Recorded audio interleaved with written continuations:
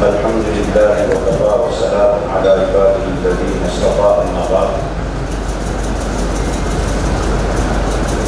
قال النبي صلى الله عليه وسلم: الحاج والمعتمر وفد الله تعالى يؤتيهم مسألتهم ويستجيب دعاءهم ويقبل شفاعتهم ويضاعف لهم ألف ضعف أو كما قال النبي صلى الله عليه وسلم.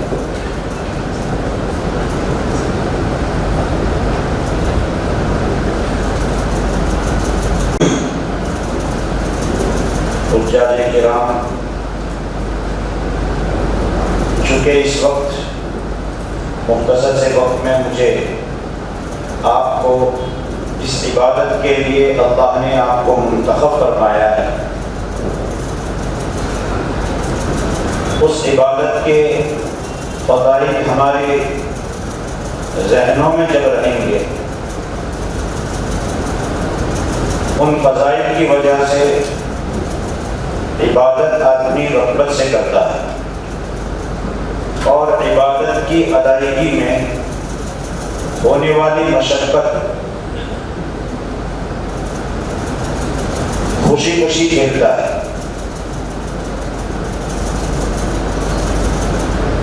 چنانچہ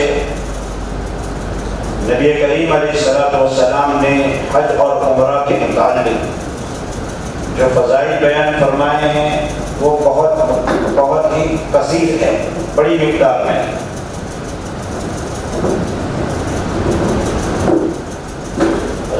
حضرت عمر بن خطاب رضی اللہ تعالیٰ عنہ کا ایک فرمان ہے، حضرت نے اپنے دور خلافت میں ارشاد فرمایا کہ میرا جی چاہتا ہے الگ الگ شہروں میں یہ معلوم کراؤں کہ کون لوگ ہیں جن پر حج فرض ہے اور حج کو نہیں گئے۔ ایسے سارے لوگوں پر ایک مسلم ملک میں رہنے والے غیر مسلم سے جو ٹیکس لیا جاتا ہے وہ ٹیکس ان پر لازم کر لو۔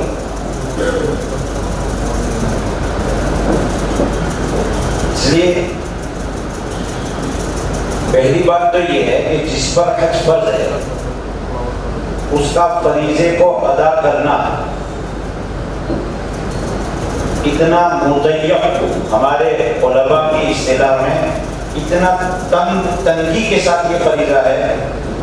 ایک شخص پر اگر ایک مرتبہ حج فرض ہو، اتنا مال ایک موسم حج میں، یعنی حاجی لوگ جب سفر کر رہے ہیں اس زمانے میں اس کے پاس مال اتنا آ گیا تھا کہ وہ حج کو جا سکتا تھا، کسی بھی وجہ سے نہ گیا، دوسرے سال اس کے پاس وہ مال ختم ہو گیا، چاہے اس کی اپنی بے توجہی سے ختم ہوا یا آسمانی کسی آفت سے ختم ہوا، حج اس پر معاف نہیں۔ زندگی بھر مال نہیں آیا تو بھی اس پر حج معاف نہیں۔ اس لیے اتنا اہم فریضہ ہے تو اس کے اتنے ہی فضائل ہیں۔ ایک حدیث شریف تو حضرت مولانا اسد صاحب نے پڑھی اور مولانا مفتی آصف صاحب نے بھی پڑھی تھی کہ حج مبرور اس کا بدلہ جنت کے سوا کچھ نہیں۔ جو حدیث میں نے آپ کے سامنے پڑھی ہے، حضرت فاقری رحمۃ اللہ علیہ نے اخبار مکہ میں حضرت عبداللہ ابن عمر رضی اللہ تعالیٰ عنہ کے حوالے سے نقل فرمائی کہ آپ علیہ السلام نے ارشاد فرمایا، حج کرنے والا اور عمرہ کرنے والا اللہ کا ڈپوٹیشن ہے۔ وقت اللہ کو سمجھنے کے لیے آپ یہ سمجھیے کہ کسی ملک کا دوسرے ملک سے کوئی ملکی سطح پر بات کرنے کے لیے ایک گروہ جو جاتا ہے اور کوئی راجدوت بن کر کے اور ڈیپوٹیشن بن کر کے جاتا ہے، اس کو لوگ کتنی اہمیت سے دیکھتے ہیں، اور جس کو بھی جو پوزیشن ملی ہے وہ سب کے سب دوسروں کے بٹھانے سے ملی ہے، جس دن ووٹ کھینچ کے اس دن سب گئے۔ لیکن اللہ تبارک و تعالیٰ احکم الحاکمین ہے، کسی کے دینے سے وہ حاکم نہیں ہے، اس اللہ کا ڈیپوٹیشن یہ ہے۔ آپ پوری امت مسلمہ کی طرف سے اللہ کے رسول صلی اللہ علیہ وسلم کے فرمان کے مطابق حج اور عمرہ کی سعادت پر اللہ کا وفد اور اللہ کا مخصوص گروہ بن کر اللہ کے گھر پر امت کی پریشانیوں کو، امت کے مصیبتوں کو اللہ کے دربار میں پیش کرنے کے لیے ڈیپوٹیشن ہے۔ یؤتیہم مسئلتہم، جو سوال آپ کریں گے حج اور عمرہ کرنے والے، اللہ ان درخواست کو رد نہیں کرے گا۔ وَيَقْبَلْ شَفَاعَتَهُمْ، اور حج اور عمرہ کرنے والوں کی سفارش کو اللہ تبارک و تعالیٰ قبول فرماتے ہیں۔ یہ نہیں کہ صرف کسی مخصوص جماعت کے متعلق، بلکہ جس کے متعلق بھی آپ سفارش کریں گے اللہ تبارک و تعالیٰ اس سفارش کو قبول فرمائیں گے، رد نہیں فرمائیں گے۔ وَيُجِيبُ وَيَسْتَجِيبُ دُعَاءَهُمْ، اور اللہ تبارک و تعالیٰ حاجی اور عمرہ کرنے والے شخص کی دعا کو قبول فرمائے۔ دعا کی قبولیت کے بہت سے اسباب احادیث شریفہ میں اور ان احادیث کے پیش نظر ہمارے فقہاء نے بیان کیے۔ ان میں ایک بڑی بات یہ ہے کہ حج اور عمرہ کے لیے جانے والا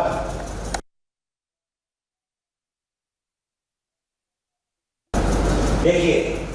ایک آدمی مسجد میں پہنچا ہے یا گھر پر ہے، الدعاء لا يرد بین الاذان والاقامۃ، اذان اور اقامت کے درمیان دعا رد نہیں۔ الگ الگ نماز کے اعتبار سے الگ الگ 15 منٹ 20 منٹ، لیکن حج اور عمرہ کرنے والا اس کا کتنا ٹائم؟ وہ تو نکلا تب سے لمبا عرصہ ہے، اور پھر اس قبولیت کی صفت کے ساتھ ساتھ میں اور بہت سی قبولیتیں آنے والی۔ آپ عرفات میں ہوں گے، آپ کی دعائیں قبول ہوگی، آپ مزدلفہ کے میدان میں ہوں گے، آپ کی دعائیں قبول ہوگی، آپ بیت اللہ کا طواف کریں گے، آپ کی دعائیں قبول ہوگی، آپ مقام ابراہیم پر دوگانہ ادا کرنے کے لیے جائیں گے، آپ کی دعا قبول ہوگی، آپ رکن یمانی حجر اسود کے درمیان کے مقام پر ہوں گے، آپ کی دعا قبول ہوگی، آپ صفا پر جائیں گے، آپ کی دعا قبول ہوگی، آپ صفا سے مروہ کے درمیان میں ہوں گے، آپ کی دعا قبول ہوگی، آپ مروہ پر پہنچیں گے، آپ کی دعا قبول ہوگی۔ ایسے کتنے مقامات ہیں، وہ کسی کے ساتھ ساتھ میں اور دوسرے۔ اور پھر آپ علیہ السلام نے فرمایا وَيُضَاعَفُ أَجْرُ وَيُضَاعَفُ لَهُمْ أَلْفَ ضِعْفٍ، اور حج اور عمرہ کرنے والے کے لیے ہزار بار اجر کو بڑھا دیا گیا۔ کتنی احادیث کو ہم ذکر کریں؟ اللہ کے رسول صلی اللہ علیہ وسلم نے اس انفاق پر راہ حج کے لیے جانے والا جب چلتا ہے، کبھی تو ایسا بھی ہوتا ہے کہ آدمی کے نظر میں کچھ اس کا کاروبار ہوتا ہے، کچھ آمدنی آنے کا امکان ہوتا ہے، اس کے پیش نظر وہ کسی کمیٹی میں یا کسی ٹور آرگینائزر سے اپنے حج کا کانٹریکٹ کر لیتا ہے، کچھ پیسہ بھی لگا دیتا ہے، اور پھر شیطان وسوسے بھی شروع کرتا ہے۔ اوہو، اتنے سارے ایک ساتھ 3,32,000، اور پھر سفر میں بھی لے جانے کا 40-50 ہزار۔ اللہ کے رسول صلی اللہ علیہ وسلم نے فرمایا کہ حاجی جو خرچ کرتا ہے راہ خدا میں خرچ شمار ہوتا ہے 700 گنا تو کم از کم، اور پھر حرم پر پہنچیں گے، حرم کی ہر نیکی 1 لاکھ والی، اس لیے اس پر کیا اجر ملے گا؟ وہ تو جس دن وہاں کھلے گا کھاتا، اس دن شیطان کے اس وسوسوں پر افسوس مزید ہوگا۔ اور ایک بات خاص کہوں کہ اللہ کے رسول صلی اللہ علیہ وسلم کا فرمان ہے، جن کو میں نے، اللہ کے رسول صلی اللہ علیہ وسلم فرماتے ہیں کہ اللہ فرماتے ہیں، جن کو میں نے نعمت مال سے نوازا ہے، وہ زیادہ سے زیادہ 5 سال گزرے اور بیت اللہ پر نہ پہنچے حج یا عمرہ کے عنوان پر، اس نے ہمارے ساتھ جفا کشی کی، یعنی بے وفائی کرنے والا بندہ ہے یہ۔ اس لیے جن کو اللہ نے اور نوازا ہے ان کو تو مزید بار بار جانے کی کوشش کرنی چاہیے۔ آپ علیہ السلام نے فرمایا تابعوا بین الحج والعمرۃ، حج اور عمرہ ایک ساتھ کیا کرو، فإنہما ینفیان، یہ دونوں کرنا، حج اور عمرہ کی عبادت ادا کرنا، یہ انسان سے نفاق کو ایسے ہی ختم کر دیتا ہے۔ بندے مومن کے نفاق کو، کفر کو اسی طرح ختم کرتا ہے جس طرح کہ اللہ تبارک و تعالی ایسے ختم کر دے جیسے ایک بندہ لوہار، سونار اپنی بھٹی میں لوہے اور سونے کو ڈال کر کے اس کے زنگ کو اتار دیتا ہے، اسی طریقے سے اللہ تبارک و تعالی اتارتے ہیں۔ مجھے ذرا معاف کیجئے، ہماری اور آپ کی مثال برائے مثال ہوتے ہیں۔ اداہرن کے لیے ایک آدمی کچھ سمجھانا چاہتا ہے کسی کو ریلوے اسٹیشن، تو کہے گا جیسے سورت، تو کوئی کہے گا سورت کیوں کہا، بمبئی کیوں نہیں، ارے پہ بمبئی چل، بات پوری ہو گئی۔ ہمارے اداہرن میں، ہماری مثال میں کوئی وجہ نہیں ہوتی خاص۔ اللہ کے رسول صلی اللہ علیہ وسلم کے فرامین میں اور قرآن میں کسی چیز کی اگر مثال ہے تو مثال خالی مثال نہیں ہے بلکہ اس کے اندر علوم ہے۔ آپ علیہ السلام نے یہاں مثال دی لوہار کے بھٹی کی، کہ کیوں، اور بہت سی وجوہات ہوگی۔ جیسے لوہار لوہے کو بھٹی میں ڈالتا ہے تو ہے بہت قیمتی چیز، لیکن اس پر چڑھا ہے زنگ، سونا، لوہا، چاندی، تانبا، پیتل ہے اللہ تبارک و تعالیٰ کے خزانے کی قیمتی چیز، لیکن اس پر زنگ چڑھا ہے۔ آگ پر جب تپایا جاتا ہے تو وہ اصل قیمتی چیز نکھر کر کے باہر آتی ہے۔ بندے مومن کے دل میں بھی ایمان کا جو بیج عالم ارواح میں ڈالا گیا تھا وہ بھی اس سے زیادہ کروڑہ درجہ پر قیمتی تھا، لیکن ہم نے اپنی دنیا کی محبت، اپنے گناہ یہ اور وہ، ان کے ذریعے سے اس قیمتی نعمت پر زنگ چڑھایا۔ جیسے وہ لوہار خود گرمی جھیل کر کے اندر ڈال کر کے اپنی اس قیمتی چیز کو جلاتا ہے، مشقت ہے۔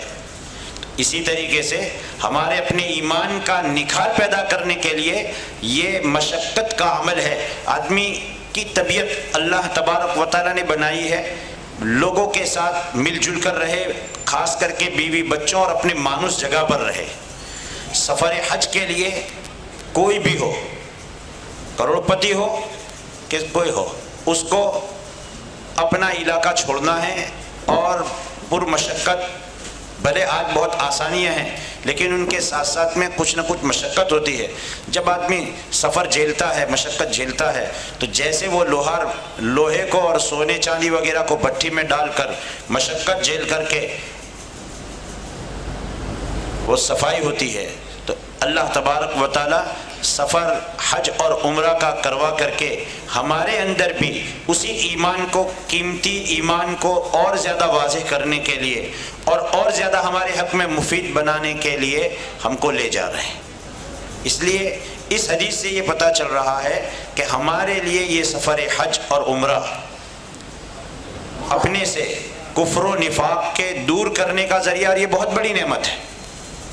سارے فضائل پیچھے رہ گئے اگر آدمی کفر اور نفاق سے بچ جائے۔ اللہ تبارک و تعالیٰ آپ لوگوں کے لیے اس سفر حج کو بے حد آسان بھی فرمائے، اور جن فضائل کو اللہ کے رسول صلی اللہ علیہ وسلم نے بیان فرمائے ہیں ان فضائل کو ہم اور بار بار پڑھیں، اور اپنے پورے سفر میں کہ یہ فضیلت اللہ کے رسول نے بیان کی ہے، اس فضیلت کے لیے جو جو چیزیں بیان کی ہے مجھے ان ساری چیزوں کو اختیار کرنا ہے، جن سے بچنے کو کہا ہے بچنا ہے، تاکہ وہ فضیلت ہمارے اور آپ حجاج کے لیے سفر میں آپ کے اندر پیدا ہو جائے۔ اللہ تبارک و تعالیٰ آپ کے لیے سفر کو آسان بھی فرمائے۔ اب چونکہ ہمارے حضرت مفتی طاہر صاحب تشریف بھی لا چکے ہیں، ان سے مستفید ہم سب کو ہونا ہے۔ اللہ تبارک و تعالیٰ اس کو قبول فرمائے اور حضرت سے خوب مستفید ہونے کی توفیق عطا فرمائے۔ آمین۔ وآخر دعوانا الحمد للہ رب العالمین۔